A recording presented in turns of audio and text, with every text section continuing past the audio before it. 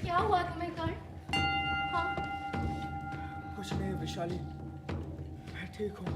कुछ तो है कर्ण। ये दिन रात की बेचैनियां मुझसे देखी नहीं जाती। कहा ना कुछ नहीं।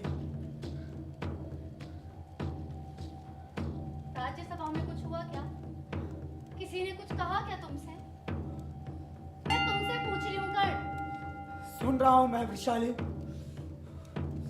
मुझे क्षमा करना वैशाली, मैं क्या करूं? कई दिनों से देख रही हूँ तुम इतने व्याकुल रहते हो।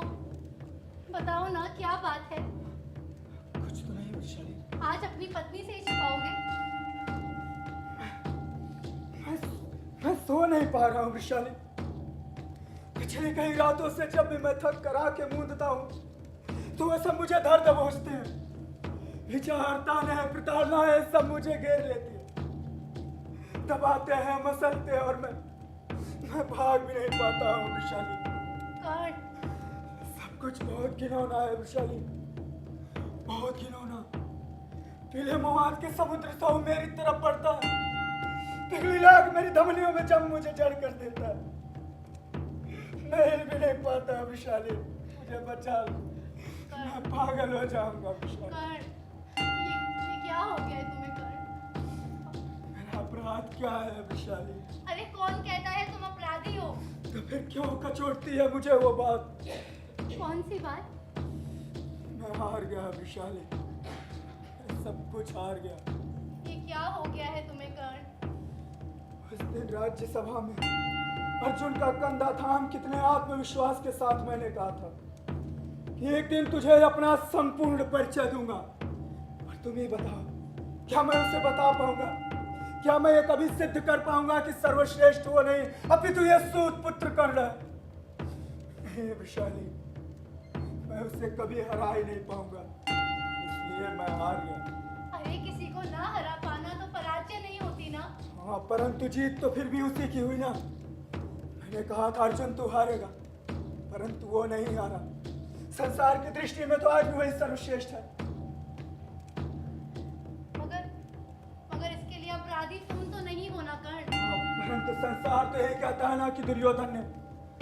तुम्हें बताओ वैशाली, क्या लोग पीठ पीछे नहीं कहते होंगे कि षड्यंत्र में दुर्योधन का ऋणी मित्र कर्ण भी शामिल है? लोगों के कहने से सत्य तो नहीं बदल जाएगा ना। फिर प्रताड़ना मुझे क्यों, जबकि अपराध दुर्योधन ने किया है? कभी कभी ना मैं तुम्हें समझ ही नहीं पाती हूँ कर्ण। क्या इतना सब होने के बाद भी तुम उस दुर्योधन को अपना मित्र मानते हो? हाँ, और सदैव मानता रहूंगा, क्योंकि जब सब मुझ पर ताने कस रहे थे केवल दुर्योधन ही था जो मुझे सहारा दिया था। तो क्या इसमें उसका स्वार्थ नहीं था? क्या वो निस्संदेह नहीं चाहता था हाँ, कि पांडव अपमानित हो? बताओ तुम। निस्संदेह, परंतु तर्क उसने उचित दिए थे, पक्ष उसने मेरा लिया था, न कि दुर्बल भयभीत स्थापित पांडव का। सक्षम होने के कारण पांडव अपमानित होते, किंतु मैं तो सक्षम होते हुए भी हुआ उच्च वर्ग के स्थापना को ठेस न पहुंचे, बस इसलिए मुझे मेरी माँ, यहाँ तक कि मेरे वंश को घृणा की दृष्टि से देखा गया। मैंने कभी तुम्हें ऐसा नहीं पाया था कर्ण। मैंने भी नहीं। हम सूत हैं, छोटी जाति के हैं, इसमें कोई हमारा तो अपराध नहीं ना, और ना इसमें कोई नई बात है।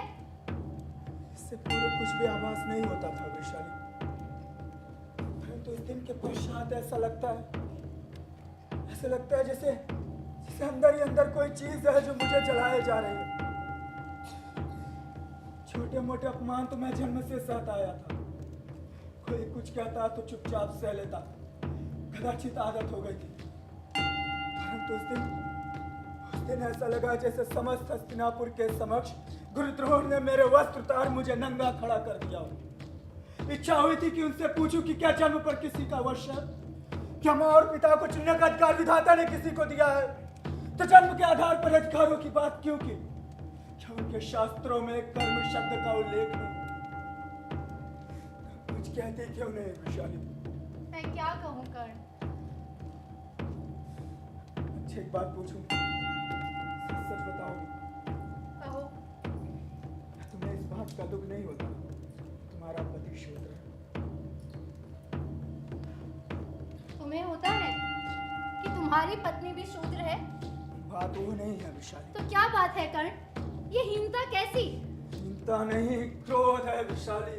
अपने सूत होने पर? नहीं, सूत होने के कारण अधिकारों से वंचित होना, जिसकी योग्य मैं हूँ, मुझे अपनी चिंता नहीं है। मैंने तो जैसे तैसे सब कुछ सहन कर लिया। केवल दुख है तो इस बात का, क्या मेरा पुत्र सुदामा ने सब कुछ सहन कर पाएगा? क्या यह संसार उसे स्वीकारेगा? क्यों नहीं? आखिर सुदामन एक अंग नरेश का पुत्र है, उन्हें उसे स्वीकार करना ही होगा ना। मैं अंग नरेश हूं। क्या लोगों ने मुझे स्वीकारा? आज भी हस्तिनापुर की राज्यसभा में मेरे प्रवेश करते ही महामहिम की भ्रिकुटियां चढ़ नहीं जाती। नहीं विशाली, ये लोग कभी इस बात को मान ही नहीं सकते कि घोड़े की लीद साफ करने वाला एक सूत कभी शासक भी हो सकता है। और मैं पूछता हूं कि शासक होने पर ही सम्मान क्यों? आखिर घोड़े की लीद साफ करना भी तो एक कार्य है।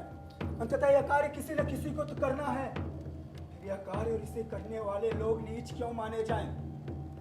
राजा यदि शासन न करे तो राज्य व्यवस्था ठप हो जाती। ब्राह्मण यदि अध्यापन न करे तो शिक्षा व्यवस्था, वैश्य यदि व्यापार न करे तो व्यापार व्यवस्था, उसी प्रकार यदि भंगी मान लो उठाए तो जन व्यवस्था नहीं ठप हो जाती। तो फिर यह दमन तुम्हारा और मेरा क्यों? क्यों यह दमन चक्र अनंत काल तक हमारे वंशों पर चलता रहे? मेरे पास केवल प्रश्न, उत्तर कुछ भी नहीं। अच्छा, मैं तुम्हें बताना भूल गया। कल सूर्यास्ती के पश्चात ही चला गया। लौटने में कुछ दिन लगेगा। सुदामन मेरे साथ जाएगा। कहीं बाहर जा रहे हो क्या? पांचाल। पांचाल? दुर्योधन के साथ द्रौपदी से होगा। दुर्योधन द्रौपदी का वर्ण करना चाहता है। मुस्कुरा क्यों रहे हो? क्या सोचा था कि मैं ईर्ष्या कर बैठूंगी? अब स्त्रियों की बात में क्या जानूं? मगर मैं अपने पुरुष को अच्छे से जानती हूँ कर्ण। इसी बात का संतोष है। संसार में कोई